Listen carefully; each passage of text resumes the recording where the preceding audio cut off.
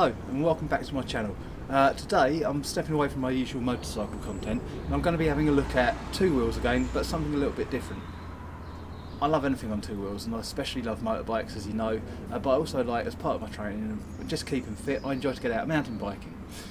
Just to my right here, or to your left on the screen, is my bike. It's a 10-year-old now Trek Fuel EX8 29er mountain bike. It served me really well, and to be honest with you, it's a better bike than I am a rider, and I absolutely love it. I can't imagine needing to change it anytime soon.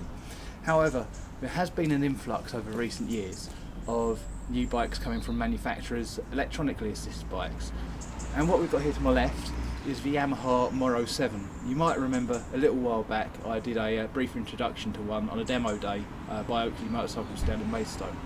Well, I've been lucky enough to have one for a couple of weeks now from loan from Yamaha UK, and they've let me go out and play on it to compare it. So let's go and have a closer look and see what the fuss is about with these electronically assisted bikes, and are they really making that much of a difference, or are they cheating? Let's find out. First, let's have a look at the specs of both bikes and see how they weigh up against each other. The Yamaha MORO-07 boasts a dual twin alloy full suspension frame with 150mm travel, 27.5 inch own brand rims shod with 2.6 inch Maxxis rubber, 160mm RockShox Lyric fork with through axle, and 150mm Super Deluxe Select Plus rear shock, along with an alloy remote controlled seat post with a drop of 150mm. As previously mentioned, pedalling effort is assisted by Yamaha's own PW X3 motor, which is powered by a removable 500 watt battery. There are 5 power modes: Eco, Standard, High, Extra Power and Automatic, which are controlled by the Yamaha Interface X display on the left handlebar. You simply toggle to select the required level of assistance. This is visualised by coloured bars signifying low to high. Dynamics can be adjusted via an app on your phone. Gearing is taken care of by the Shimano XT group set. There is only a single chainring at the front, but there is a 10-speed rear cassette with a wide range of 10 to 51 teeth, mated with a Shimano XT rear derailleur and shifter. Brakes are courtesy of Magura MT5 hydraulic discs with 4 piston calipers and frankly humongous 203mm rotors front and rear. The Yamaha is available in 3 frame sizes: small, medium and large. I opted for the large, which tips the scales at 23.62 kilograms. The retail price of the MORO-07 is £4,150 or £4,350 for the limited anniversary model.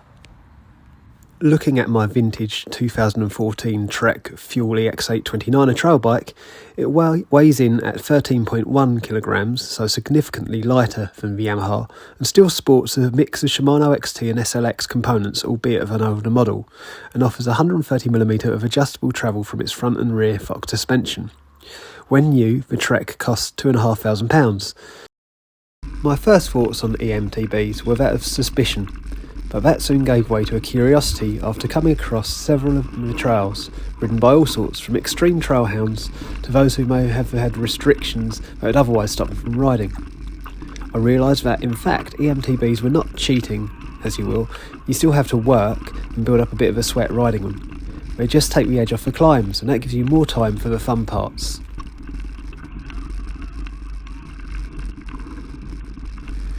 The important part of the Yamaha is how it rides. The frame feels well proportioned, comfortable and confidence inspiring to a hobby rider such as me. I have to say I felt that it offered me good feedback as to what was going on underneath the wheels. The battery is placed under the down tube, and the geometry of the bike is geared to centralise the mass of the bike to give it a more natural riding sensation. The Yamaha has suspension straight out the top drawer. It soaks up any hits admirably and tracks the ground well.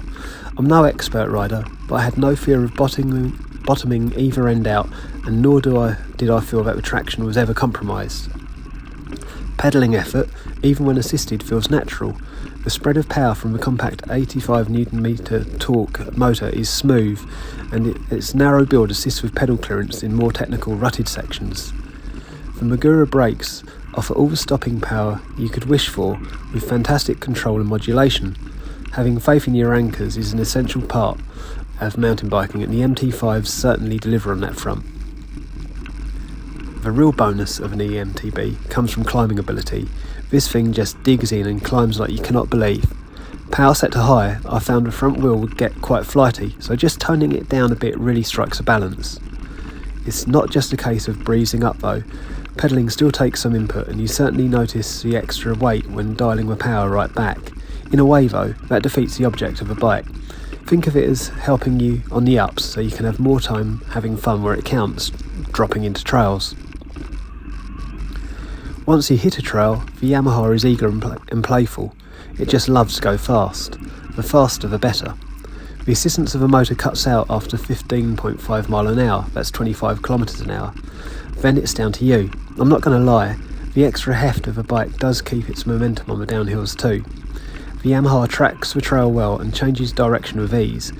Cornering ability is flattering and stable. Being able to drop the seat right down at the press of a lever means you can get your weight right over the back of a bike when things get really steep. Droppers are commonplace now, but I'd say that without it you'd have to surgically remove the seat from your backside if things got too lively. Charging is done from the mains and plugs simply into the bike. Full charge from 0 to 80% takes about an hour, with full charge taking around 4 hours. A full charge should see you in the saddle for a good few hours, but keeping half an eye on the charge lights as a limp home mode is no fun if you have to climb back to your start point. The bike boasts a claimed range of around 136 kilometres or 85 miles, but this depends on your power settings and riding. I'm not going to get too techie about geometry, about specifications such as chain stay lengths, etc., as I'm not that much of an expert. I just enjoy riding, and I really enjoyed riding the Yamaha. I decided to do 2 rides in the Surrey Hills area following the same route from Holmbury St Mary, once on the Yamaha and then on my Trek. The loop was just under 30 kilometres long. On most trails I was between 10 seconds to a minute faster on the Yamaha, and, including climbs, I found I was, depending on the severity and length of a climb, up to 6 minutes faster. To be fair, if I'd pushed harder I could have probably gone faster on both bikes, but it gives you an idea. As for exertion, on the Yamaha my heart rate sat at an average of 137 beats per minute with a maximum of 172 beats per minute, whereas on my Trek my heart rate sat at an average of 147 beats per minute with a maximum of 187 beats per minute. Speed-wise, on the Yamaha I averaged 16.8 km an hour with a top speed of 43 km an hour, and on my Trek I saw an average of 10.8 km an hour and a top speed of 35.6 km an hour. Time-wise, the ride took 1 hour 28 minutes on the Yamaha and 2 hours 18 minutes on the Trek. This was of course not non-stop and included time spent faffing around looking at maps and having drinks, etc. In summary, the Yamaha is an impressive bike, and it enables you to spend more time on the fun stuff without the pain involved in the climb. That said, I am a bit weird and actually enjoy suffering on the climb.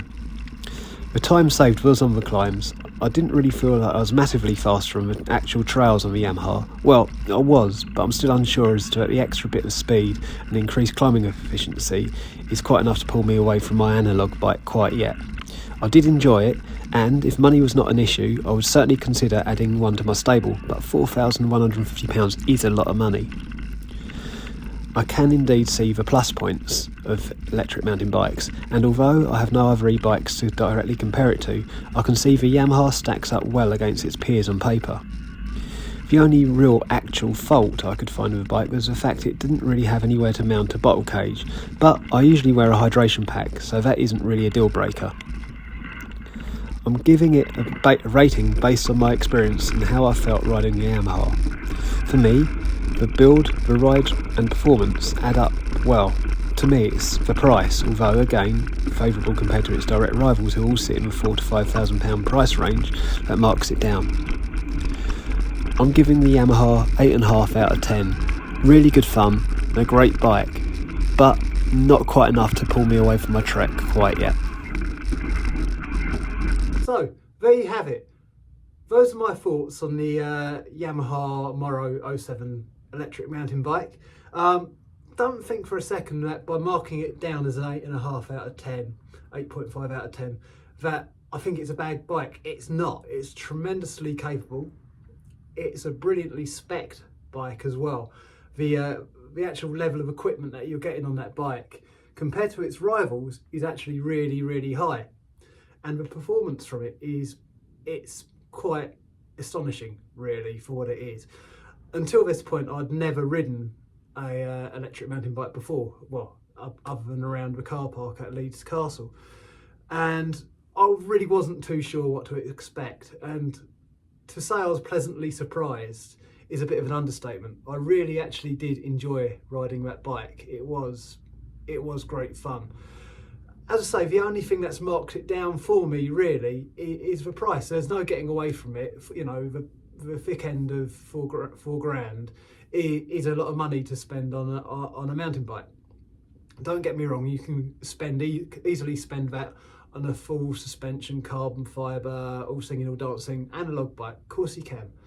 But as you can see on the specifications of the bikes, even my 10-year-old bike weighs literally 10 kilograms less than the Yamaha. So there are pros and cons. The pros are it helps you a hell of a lot up the hills. You still have to pedal, but it does help you up the hills to a degree, which means you can spend more time doing the bits that you're enjoying and throwing them down.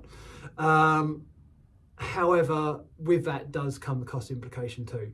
And that's the only reason I'm marking it down. As I say, it's great fun. I think the technology is really coming along now and it's getting more accessible to everyone. And as I say, the specification of a bike is second to none. So for the price you're actually paying, you are getting a hell of a lot of bike compared to your rivals as well. So the best thing I can say is go and have a go on one, check it out yourself, see what you think. Yes, I would like one if I had the choice to have one to add it to the garage, but I wouldn't necessarily replace my standard bike quite yet with that. But would I like one in the garage? Yes, I would. Yes, I would. I certainly would. It certainly as a trail bike for an all day thing for riding about. If I had that confidence in getting a bit more used to how the battery lasts and telling when things are getting a bit low, then of course I would. Because I only had it for a relatively short period of time, I did have that range anxiety coming in a little bit, and I was like, oh, whereabouts exactly is it on the charge? Am I getting low? Am I going to have a heavy slog back to the car to get home afterwards? I don't know. But all the time the power is up there. It was great fun. Go and have a go. You won't be disappointed. Let us know in the comments what you think about them. As I say, I'm no downhill mountain biking expert. I just go out to ride to have fun. So I'm not sitting here saying my times are brilliant and that I'm going to be top in the mountain bike world championships, because I'm certainly not. I'm not even the top of my Strava sections for the area that I'm riding in. And probably even on the E-MTB, I probably wasn't even top of the faster guys on the standard bikes anyway. But it is bloody good fun. Go and have a go on one, see what you think.